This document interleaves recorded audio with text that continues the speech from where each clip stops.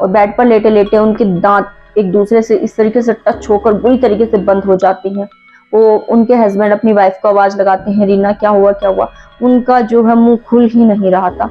वो अपने हाथों को उनके मुंह में फंसा कर किसी तरीके से उनके दांतों को खोलते हैं और पूछते हैं कि क्या हुआ। तो अपने पति के ही हाथ को रीना जी ने इतनी बुरी तरीके से बाइट कर लिया था, उनका मांस जो उन्होंने निकाल लिया था उनके। नमस्कार दोस्तों, मैं तमन्ना एक बार फिर से स्वागत करती हूँ आपका आपके इस YouTube चैनल में। इस चैनल में मैं कुछ पैरानॉर्मल एक्टिविटीज, हॉरर स्टोरी और कुछ पौराणिक कथाएं लेकर आती हूँ। अगर आपको इस तरह की वीडियो देखना पसंद है ना, तो फटाफट से चैनल को सब्सक्राइब करें और बगल वाले बेल आइकन को प्रेस कर लीजिएगा, ताकि मेरी बनाई गई किसी भी न्यू वीडियो की नोटिफिकेशन आप मिस ना कर सकें। और ये बिल्कुल मुफ्त है, तो फटाफट से चैनल को सब्सक्राइब करें। आज की स्टोरी को सुनकर सचमुच आपका दिल पसीज जाएगा। एक माँ की ऐसी दर्दनाक कहानी, उन्होंने कितना स्ट्रगल किया अपनी बच्ची के लिए, ये जानकर सचमुच हैरान रह जाएंगे आप। और एक प्रेत जो उनके पीछे पड़ गया था, उससे उन्होंने किस तरीके से डील की, अपनी लाइफ को आज किस तरीके से सुधारा। और उन्होंने बताया कि ये सचमुच चीजें होती हैं, इन चीजों से जितना हो सके बचकर रहें। अगर एक बार ये आपको हार्म कर देना तो मानो जिंदगी बर्बाद हो जाती है, अपने भी साथ छोड़ देती हैं। उनका जो है ये रियल एक्सपीरियंस सुनकर आपकी आंखें जरूर नम हो जाएंगी। तो स्टार्ट करते हैं रीना जी की स्टोरी। ये बात है सन 1993 की, जिस समय वो 9th क्लास में पढ़ा करती थी। और 9th क्लास में पढ़ते पढ़ते उनकी शादी के लिए एक रिश्ता आया। रिश्ता काफी अच्छा था, उनके पिताजी ने रिश्ता पक्का कर दिया और अब रीना जी की शादी हो जाती है। शादी होने के बाद हर जो है दादी ये चाहती हैं कि बहू उन्हें पोता दे, लेकिन जो रीना जी की शादी को लगभग 3 साल बीत चुके थे और अब तक उनकी गोद नहीं भरी थी। अब मैं जिस सन की ये बात कर रही हूँ ना, आप रिलेट कर पाएंगे कि उस समय 1 साल मैक्स 2 साल में अगर कोई लेडीज जो है बच्चा पैदा करके ससुराल वालों को ना देना, तो उस पर जो है ताने कसने स्टार्ट कर दिए जाते थे। तो रीना जी के साथ भी ऐसा ही हुआ। उन्हें जो है सब ताने देने लगे कि ये तो माँ ही नहीं बन सकती, बांझ है, व्हाटएवर। आप समझ सकते हैं किस तरह की बातें की जाती हैं। रीना जी काफी ज्यादा डिप्रेस थी इन चीजों से। तो जो उनके हस्बैंड थे, पहले तो वो अपने हस्बैंड से अपना जो है सुख दुख जो है बता लिया करती थी, जाया कर लिया करती थी। बाकी जो है फैमिली में कोई भी उन्हें सपोर्ट करने के लिए तैयार नहीं था। वो कुछ समय अपनी ससुराल में बिताती तो कुछ समय अपने मायके चली जाया करती थी। लेकिन जो उनके पति थे विकास, वो उन्हें पूरी तरीके से सपोर्ट किया करते थे। विकास जी का लेटर आता है और वो आर्मी ज्वाइन कर लेती हैं। अब विकास जी भी उनसे दूर हो जाते हैं। आए दिन उनकी सास, उनके ससुर जो है उन पर टोंट मारा करते थे कि ये तो बांझ है, हम अपने लड़के की जो है दूसरी शादी करा देंगे, इसके तो कुछ भी नहीं होगा, ये हमारा कुल वंश आगे किस तरीके से बढ़ाएगी। रीना जी इन सब सिचुएशन से गुजर रही थी कि एक दिन उनके साथ कुछ ऐसा होता है ना, उनकी पूरी लाइफ जो है स्पॉइल हो जाती है। उस समय उन्होंने बताया कि घर में शौचालय नहीं हुआ करते थे। घरों में, गांव के रहने वाले थे, घरों में शौचालय नहीं हुआ करते थे। और रात को उनके जो है पेट में अचानक से दर्द हुआ, उन्होंने सोचा कि वॉशरूम जाया जाए, तो वो बाहर जो है बाहर की तरफ चली गई और वो खुले में बैठकर सोच कर रही थी। उस समय उन्हें महसूस हुआ कि एक अनजानी सी स्मेल उनके जो है इर्द गिर्द घूम रही है। और वो स्मेल उनके इर्द गिर्द घूम रही है। उन्हें ऐसा एहसास तब हुआ कि जैसे ये स्मेल आती और ये कहीं गायब हो जाती, फिर से उन्हें ये स्मेल आती और फिर से ये स्मेल कहीं गायब हो जाती। बस उन्हें इतना ही फील हुआ कि वो फटाफट से वहां से जो है निकल गई। उन्होंने बताया कि उस समय टाइम लगभग 1:30-2 बजे का हो रहा होगा और वो घर की ओर चल दी। घर का डिस्टेंस वहां से जो है पैदल जाती अगर वो, तो 1 से 1.5 मिनट 2 मिनट मैक्स लगती, लेकिन उन्हें घर पहुंचने में लगभग 3:30 बज गए। घर आकर जब उन्होंने घड़ी देखी ना, तो 3:30 बज गए।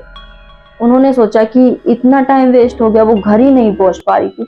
मानो उनका शरीर इतना ज्यादा भारी हो गया था, उनसे कदम ही नहीं उठाए जा रहे थे। सर घूम रहा था उनका बेहद ज्यादा। उन्हें लगा कि शायद उनकी तबीयत खराब है, इस कारण ये सब हो रहा होगा। लेकिन उन्हें क्या पता था कि उनके साथ कोई ऐसी एंटिटी वहां से आ गई है जो अब उनका जीना बिल्कुल हराम करने वाली है। ऐसा जो है उन्होंने कई बार रात को महसूस किया कि कोई उनके साथ है, पास एक अनजानी सी बदबू स्मेल उन्हें आ रही है। अब वो जो है सो जाती हैं। सोने के बाद वो स्लीप पैरालिसिस में चली जाती हैं।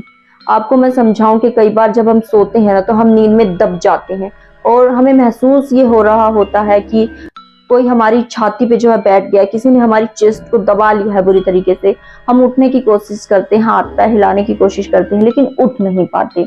इससे जो है साइंस की भाषा में हम स्लीप पैरालिसिस कहते हैं, आम भाषा में हम इसे रात को दब जाना या कुछ भी कह सकते हैं।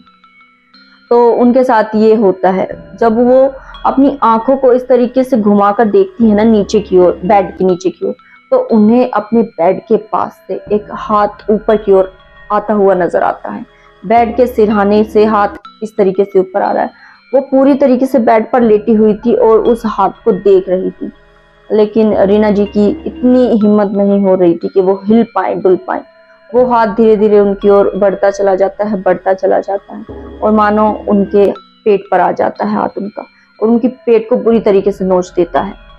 वो एकदम से हड़बड़ा कर उठती हैं, और जो उनकी सासू माँ जो होती है, मम्मी मम्मी करके उन्हें आवाज लगाती है। तो वो उनके रूम में आती हैं, देखती है उनके पेट पर नाखून के प्रॉपर ऐसे जैसे खरोच नहीं देते, वैसे निशान उनके पेट पर आए हुए थे। अब जो उनकी सास होती हैं वो कहती हैं कि पता नहीं खुद ही कर लिया होगा नींद में, ये तो है ही ऐसी, पता नहीं क्या करवा कर मानेगी। उन्हें भला बुरा सुनाकर जो है चली जाती हैं। इस दिन से उनके साथ रोज लगातार ऐसी चीजें होने लगती हैं। जब वो नहाती थी ना, तो नहाते समय उन्हें ऐसा फील होता था कि कोई उन्हें छू रहा है, बार बार छू रहा है उनके जो शरीर को। वो नहाते समय इतना ज्यादा डर जाया करती थी। वो अपने फेस पर जब जो है फेस वॉश लगाती, साबुन लगाती, कुछ भी, तो वो अपनी आंखें बंद करने से इतनी डरा करती थी कि अगर वो आंखें बंद कर लेंगी तो फिर से कोई उन्हें टच करेगा। और कई बार तो उन्हें ऐसा लगता था कि कोई उन्हें बाइट कर रहा है दांतों से बुरी तरीके से। उनके जो है बॉडी पर वो निशान भी मिलते थे। उनकी जो है लाइफ पूरी तरीके से चेंज हो गई थी। वो अपने हस्बैंड को ये सब बताती है। उनके हस्बैंड छुट्टी आते हैं घर पर, आर्मी में थे, छुट्टी आते हैं, तो वो बताती हैं कि कैसा कैसा उनके साथ हुआ। एक दिन जो उनके हस्बैंड अपने दोस्तों से मिलने चले जाते हैं, उन्हें आते समय रात के लगभग 12:30 बज जाते हैं। वो बेड पर लेटी होती हैं, और बेड पर लेटे लेटे उनके दांत एक दूसरे से इस तरीके से टच होकर बुरी तरीके से बंद हो जाते हैं। वो उनके हस्बैंड अपनी वाइफ को आवाज लगाते हैं, रीना क्या हुआ क्या हुआ। उनका जो है मुंह खुल ही नहीं रहा था। वो अपने हाथों को उनके मुंह में फंसा कर किसी तरीके से उनके दांतों को खोलते हैं और पूछते हैं कि क्या हुआ। तो अपने पति के ही हाथ को रीना जी ने इतनी बुरी तरीके से बाइट कर लिया था। उनका मांस जो उन्होंने निकाल लिया था। उनके होठों पर, उनके दांतों पर बुरी तरीके से खून लगा हुआ था। ये सब देखकर परिवार वाले, उनके हस्बैंड सब हैरान हो जाते हैं, और अब फाइनली डिसीजन ये लिया जाता है कि इसका दिमागी संतुलन ठीक नहीं है और इसे डिवोर्स दिया जाए। उनके जो है सास ससुर यानी कि उनके हस्बैंड के पेरेंट्स ये डिसीजन लेते हैं। उनके माता पिता को भी बुलाया जाता है। नीना जी के माता पिता को सारी सिचुएशंस बताई जाती हैं कि इस तरीके से घर में चल रहा है और अब हम इसे घर में नहीं रखना चाहते। एक तो वैसे ही ये जो है संतान नहीं दे सकती, और ऊपर से ये सब ड्रामे जो है हमसे नहीं झेले जा रहे। रीना जी काफी ज्यादा डिप्रेस हो जाती हैं। उनके जो मम्मी पापा उन्हें अपने घर ले जाते हैं, लेकिन उनके हस्बैंड उस समय भी उनके साथ खड़े थे। सारी फैमिली के सामने उस समय उनके हस्बैंड ने स्टैंड लिया उनके लिए। उन्होंने कहा कि चाहे मुझे संतान हो ना हो, कुछ भी हो, अगर इसे दिमागी बीमारी भी है तो मैं इसका इलाज कराऊंगा, लेकिन इसे डिवोर्स नहीं दूंगा। इसकी कोई गलती नहीं है, मैं इसके साथ हूँ। और वो कहते हैं कि मुझे फिलहाल ड्यूटी ज्वाइन करनी है, आप लोग इसे ले जाइए। वो कुछ समय तक अपने मायके रहती है, लगभग 6 महीने बीत जाते हैं। वो एंटिटी इन्हें इसी तरीके से परेशान करती रहती है। कई बार डॉक्टर्स को दिखाया कि शायद मानसिक संतुलन ठीक नहीं है, कई तरह से झाड़ फूक करवाए, ताबीज पहनाए, लेकिन किसी तरह का कोई इलाज नहीं संभव हुआ उनके साथ। कोई भी कुछ बताता, वो हर चीज करती, हर पीर पे जाती, हर मंदिर में जाती, हर मस्जिद में जाती। कोई भी ऐसी जगह नहीं उन्होंने छोड़ी थी कि वो अपनी संतान प्राप्ति के लिए उन्होंने ये ना किया हो। अगर कोई कहीं धागा बांधने के लिए कहता तो वो वहां पर भी जाती। लगभग उनकी शादी को 12 साल बीत चुके थे। यही सब चलता रहा, और वो एंटिटी उन्हें बुरी तरीके से हार्म इसी तरीके से करती रही। अब वो सिर्फ एक हड्डियों का ढांचा बची थी। तो एक लेडीज से उनकी मुलाकात होती है जब वो मंदिर से आती हैं। वो जो लेडीज है, उस लेडीज पर माता आया करती थी। आपने सुना होगा कि कोई लेडीज होती हैं, उन पर माता आती हैं, तो वो बताती हैं कि किस तरीके से किसके साथ क्या परेशानी है, और वो हल भी करने का उपाय बताती हैं। तो उन्होंने उनके सर पर हाथ फेरा और कहा कि बेटी, तेरे साथ जो भी परेशानी चल रही है ना, जल्द ही उनका समाधान हो जाएगा। और उन्हें एक उपाय बताती हैं। साथ ही कहती हैं कि वो उनके घर आएंगी और घर आकर जो है उनका उतारा करेंगी। रीना जी उनके फटाफट से पैर छू लेती हैं। वो उनकी जिंदगी में मानो एक अवतार बनकर आई थी। मानो क्या बनकर आई थी कि उनके घर आई, उन्होंने उनका प्रॉपर उतारा किया, कई सारी सामग्री लगी, और उनका ये जो कलेजा होता है ना यहाँ पर, वहां पर कुछ इतना एक बड़ा सा डंडा बताया रीना जी ने, उसको जलाया और उससे उन्होंने टच करके उनकी बॉडी पर इस तरीके से 7 जो है जले हुए निशान बनाए कि वो इतनी पावरफुल एंटिटी थी कि उनके शरीर को छोड़ नहीं रही थी।